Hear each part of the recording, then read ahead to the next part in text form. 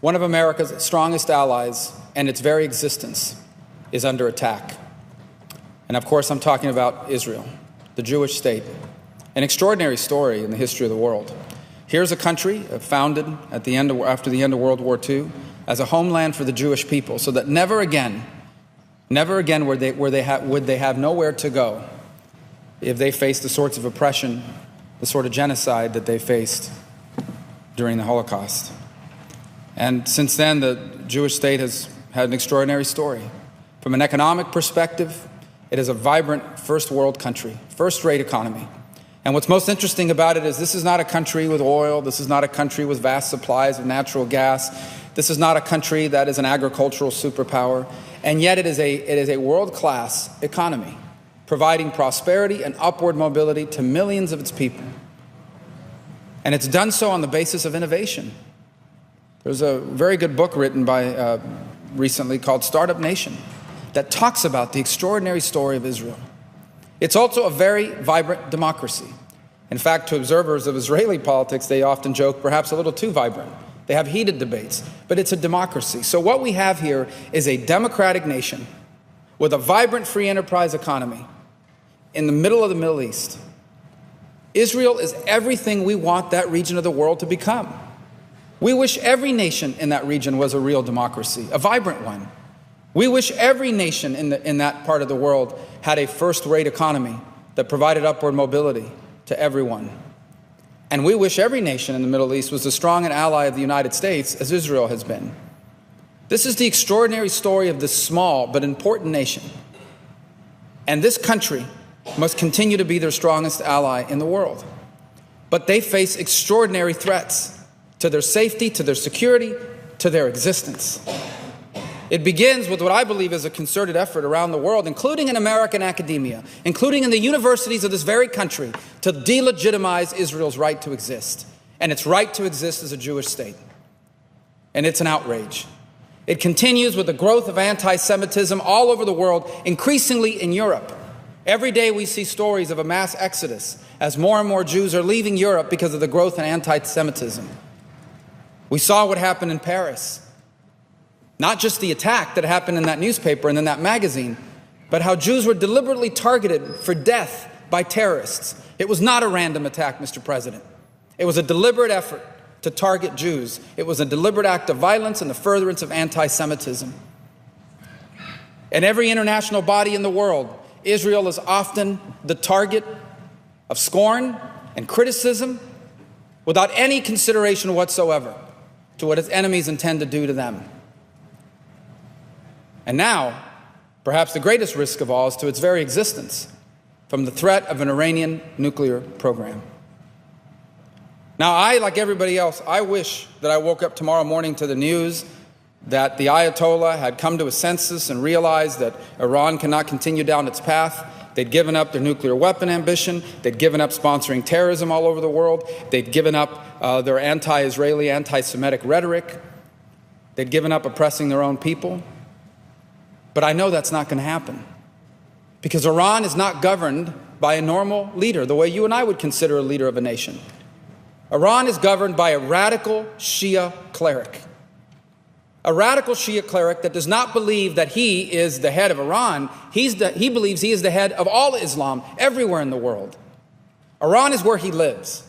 Iran is where he is based. But Iran is not what he believes is his domain. He believes every Muslim on the planet, under the sun, is under his control and under his leadership. But here's the scariest thing he believes. He believes that it is his job to trigger an apocalyptic showdown between the Muslim and non-Muslim world, because that will bring about the emergence of the 13th Imam, the hidden Imam, the Mahdi as they call it, who will then come and govern the entire world under the flag of Islam, his version of radical Islam. Now, you may say that stuff sounds a little far-fetched. That is what he believes. That is what he passionately and legitimately believes. So when you have someone who wants to trigger an apocalyptic showdown between the Muslim and non-Muslim world, when you have someone who says they want to destroy the state of Israel, wipe it off the face of the earth, and that person is trying to acquire a nuclear weapons capability, you better be very concerned. And you better conclude that that is an unacceptable risk for us to take. But it's particularly scary for Israel because they are closer to Iran than we are. They are in their crosshairs, both verbally and militarily. Now, the administration would have us believe that we're in the midst of this negotiation that hopefully will delay the Iranian nuclear program or extend the amount of time that they would need to break out. Let me break it to everyone. They're not going to break out. They're going to sneak out.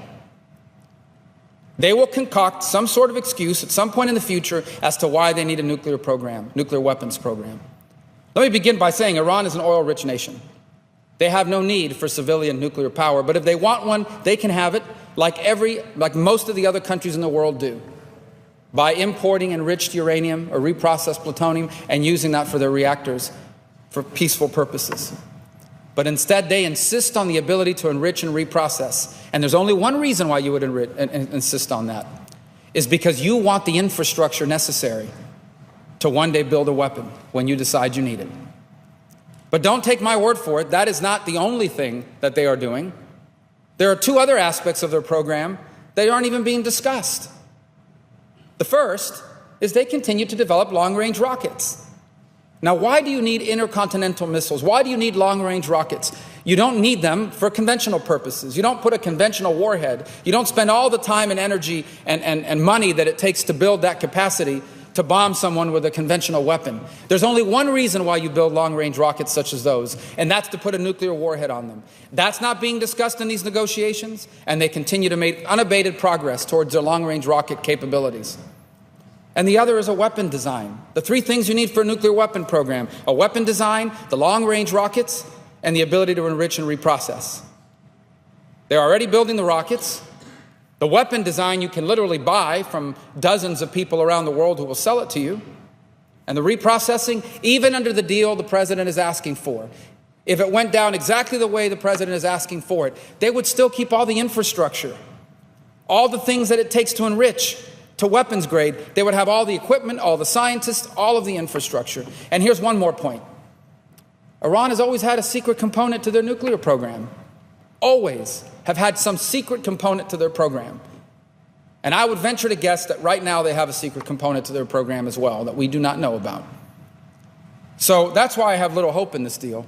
But that's why Prime Minister Netanyahu is so concerned about the deal. You see, he doesn't have the luxury of living in illusion. He doesn't have the luxury of pretending that somehow we can work this out as if somehow we're negotiating with Luxembourg here or Belgium.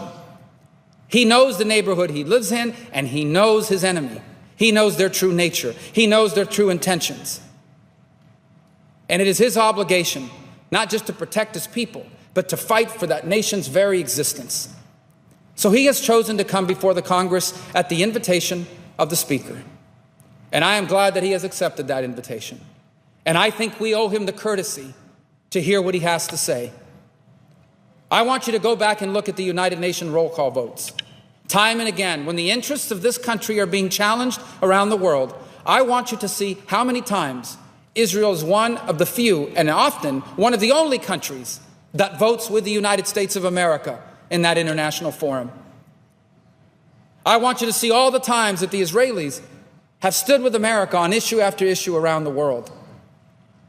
I also want you to think what it says about us as a nation if we are not prepared to make it very clear that before anything else, we are the friends of our allies. What does it say to our other allies around the world? To other nations and other parts of the world who are counting on the American security guarantee for their own existence and their own security? What does it say to Japan and to South Korea and to our allies in NATO? When the United States, if the United States is prepared to create daylight between us and the state of Israel. And let me tell you, that's exactly the message people are going to get, that there is a division between us and Israel. If, in fact, members of Congress carry through on their threat to boycott the Prime Minister's speech before Congress on the 3rd of March. If you boycott this speech, if a significant number of members of the Senate and the House boycott that speech, that message will be heard to Israel's enemies, but also by our allies. And the message will be twofold. One, that America is no longer firmly on the side of Israel as it once was. And two, that America is an unreliable ally. Look what they just did to Israel. I think everyone has a right to go to any speech they want or not to attend a speech. But I hope my colleagues that are thinking about not going will reconsider. You may not like the way this went down. You may not like the fact that the speaker did it the way he did it. That's your choice. But I want you to think about the implications beyond that. I want you to think about the implications that this leaves on Israel. I want you to think about the message that this sends to Israel's enemies. Because what we have seen decade after decade is that any time Israel's enemies get the perception that somehow America is no longer as committed to Israel's security as it once was, it emboldens them to attack Israel. And Israel has no shortage of enemies that want to not just attack them, but destroy them. We've seen what Hamas has done. We've seen what Hezbollah has done. We've seen what Iran wants to do and is doing. And if you boycott the speech, or the significant numbers of members of Congress boycott that speech, you are sending an incredibly powerful message to Israel's enemies. So I hope you'll reconsider. I don't question anyone's commitment on this issue.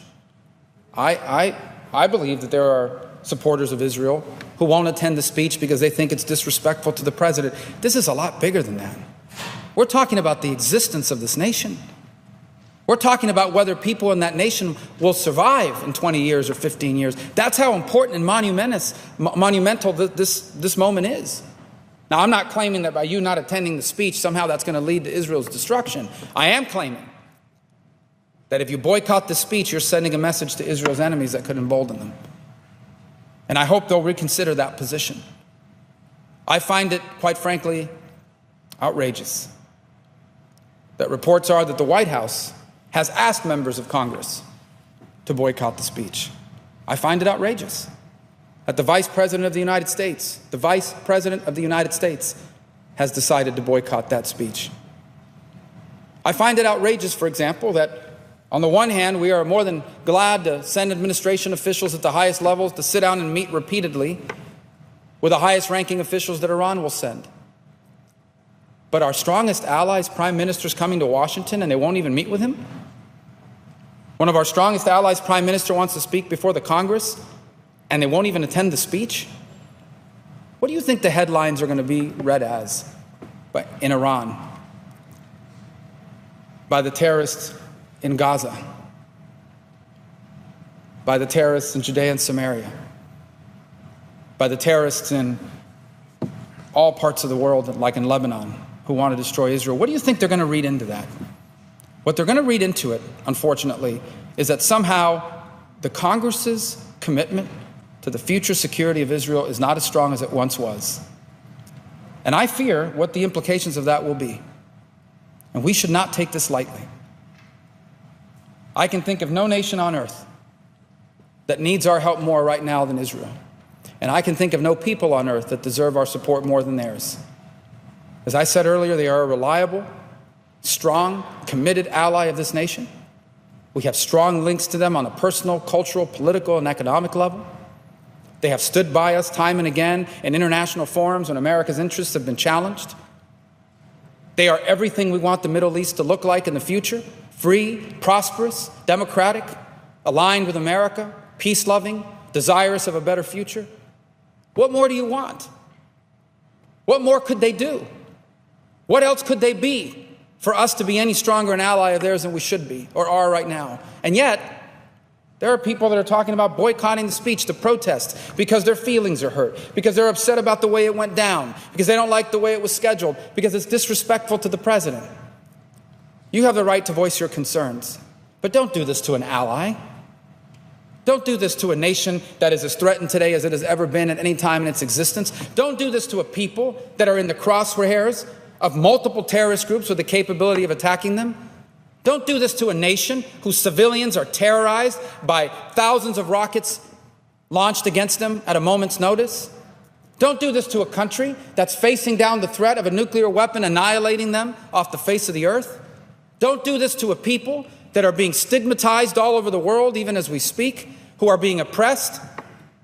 Don't do this to a country that in forum after forum has become the subject of delegitimization as people argue that somehow Israel's right to exist is not real. Don't do this to them. I hope my colleagues will reconsider their decision to not attend. This is an important speech. And I hope that the Prime Minister, it's his choice, obviously. He must always act in the best interest of his nation and his people. But I hope he will speak to us on the 3rd of March. And I hope that he will speak to us clearly. I hope that through his speech, he will open the eyes of this Congress and the American people that this is not child's play. That what Iran intends to have is not just a nuclear weapon to destroy Israel, but ultimately to terrorize the world. I hope that he will speak to us bluntly about the true nature of this threat. I know there's a lot going on in the world, but there is no greater threat to the long-term security of the planet than the Iranian nuclear ambition. No people and no nation on earth know that better than the people of Israel, and no leader on earth understands that better than Prime Minister Netanyahu.